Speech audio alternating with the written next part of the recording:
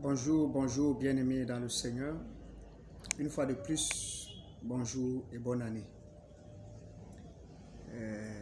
Nous sommes bien évidemment entrés dans cette nouvelle année 2022 et c'est une grâce encore pour moi de me retrouver dans cette année. Et je crois que c'est également une grâce pour toi. Nous bénissons le nom du Seigneur. Sans toi saluer, et je voudrais m'adresser particulièrement mes vœux de nouvel an à mes leaders spirituels, à mon père spirituel, le Papa Badama Daniel, je pense comme ça au doyen de Cefao Gawa, le pasteur, l'apôtre Koué Nestor. Je pense aussi au docteur Abakalao de Ngaoundéré.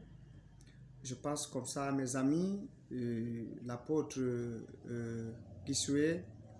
Je salue également l'homme de Dieu Beidi du côté de Mokolo. Je salue le prophète Zacharie du côté de Ngaoundéré.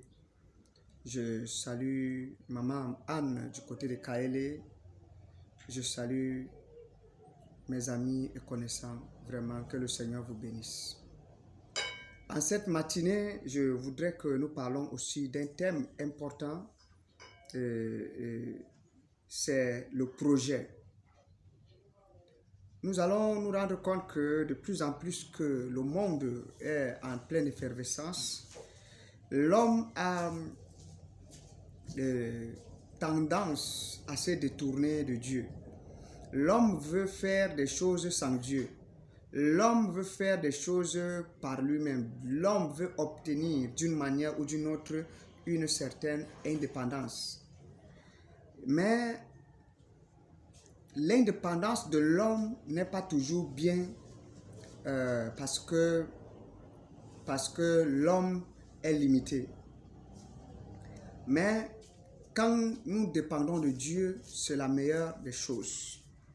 La Bible déclare ici dans le livre des Proverbes, Proverbes chapitre 15,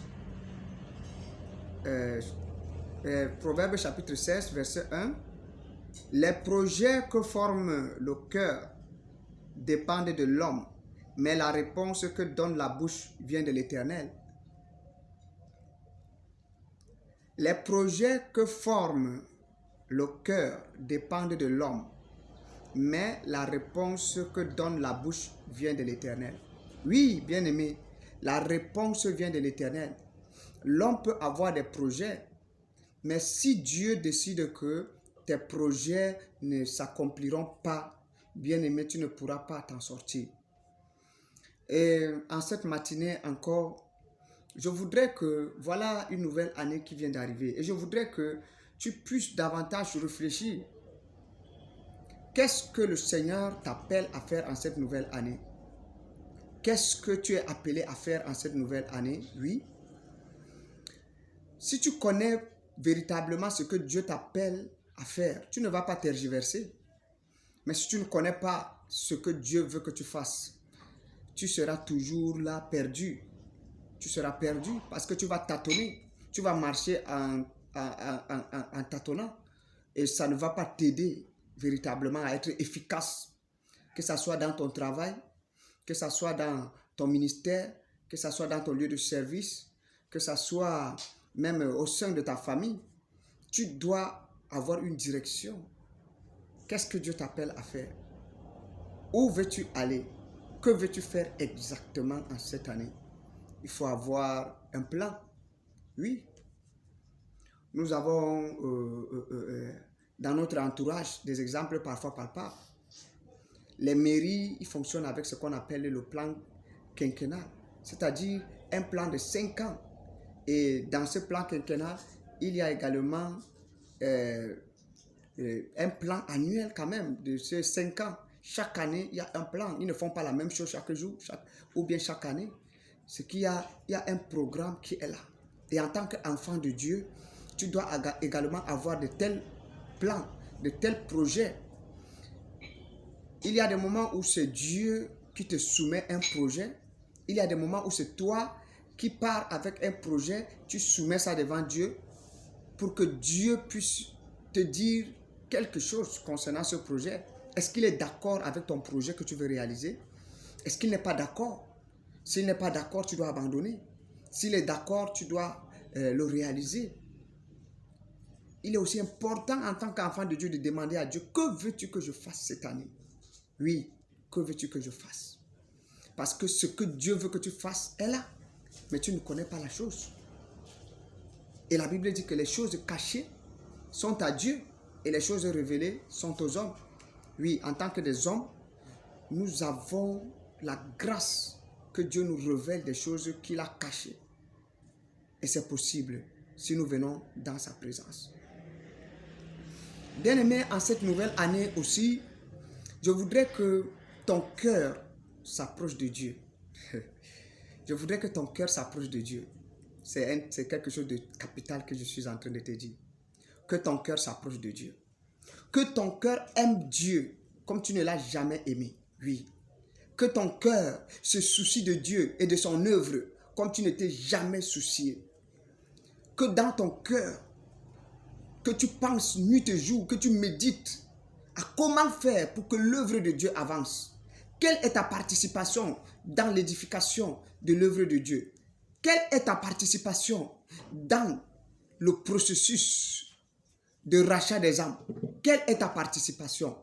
Peut-être les années passées, tu as croisé les bras au sein de ton église. Peut-être les années antérieures, tu as croisé les bras dans tous les mouvements. Tu as croisé les bras, même dans les projets de l'église. Les projets, oui. Mais cette année, le temps est venu pour que tu sois concentré.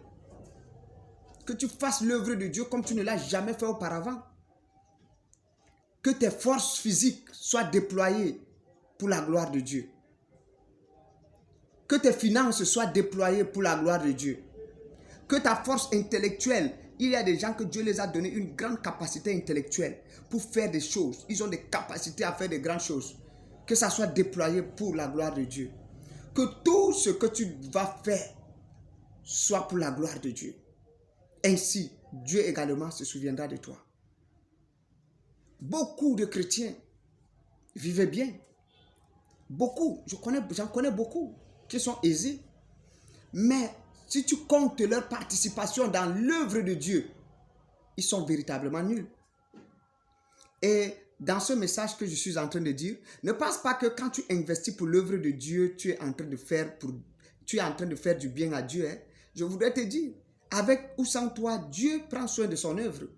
Mais il nous a donné la grâce de participer à ces choses. Et quand nous participons, c'est nous qui sommes les bénéficiaires. Jésus a dit, ne mettez pas vos trésors, vos richesses, là où la teigne et la rouille vont dévorer. Oui, tu peux investir dans tout ce que nous avons ici au milieu de nous, mais c'est la teigne et la rouille qui vont bénéficier de cela. Mais si tu investis dans le royaume de Dieu, bien-aimé, je voudrais te dire que tu investis pour la bonne cause. Oui, tu investis pour la bonne cause. Et tu comprendras véritablement que ce Dieu pour qui tu investis est fidèle. Ses promesses dans Malachie s'accomplissent aussi. Oui, ces promesses s'accompliront dans ta vie parce que notre Dieu est un Dieu de principes. Sans les principes de Dieu, si tu ne marches pas selon les prescriptions de Dieu, les principes de Dieu, véritablement ne t'attends pas à de grands résultats. Oui, il est temps de marcher différemment cette année. De marcher avec la vision de Dieu. De courir avec la vision de Dieu. D'accomplir des choses que tu n'avais pas pu accomplir dans le passé. Et Dieu t'accordera cette grâce de le faire. Mais quel est l'état de ton cœur? Est-ce que dans ton cœur, tu es véritablement animé de cette soif de voir les choses de Dieu avancer? Est-ce que dans ton cœur, c'est Dieu qui occupe vraiment la première place? Parce que si Dieu n'occupe pas la première place dans ton cœur, tu ne pourras pas te soucier de lui. Oui. Tu ne pourras pas. Bien-aimé, je vais arrêter mon message ici et je vais prier avec toi pour que le Seigneur t'accorde cette grâce en 2022. Abba Père, je te suis infiniment reconnaissant. Je prie, Seigneur Père, pour mon frère, pour ma soeur qui m'écoute, afin que tu déploies encore, Seigneur Père, ta grâce et ta puissance dans leur vie. Seigneur, parle-leur. Donne-leur les directives concernant leur vie, concernant leur ministère, afin qu'ils accomplissent véritablement, Seigneur Père, tes projets. Parce que nous, les hommes, nous avons beaucoup de projets. Mais en cette année, nous voulons que, Seigneur, c'est tes projets qui s'accomplissent dans nos vies. Donne-nous la force, donne-nous les moyens, que ce soit matériel, financier, que ce soit intellectuel. Donne-nous ces moyens pour pouvoir, Seigneur, investir pleinement dans ton œuvre. Béni sois-tu, Seigneur, et que toute la gloire te revienne à toi et à toi seul. Dans le nom puissant de Jésus-Christ, nous avons prié. Amen.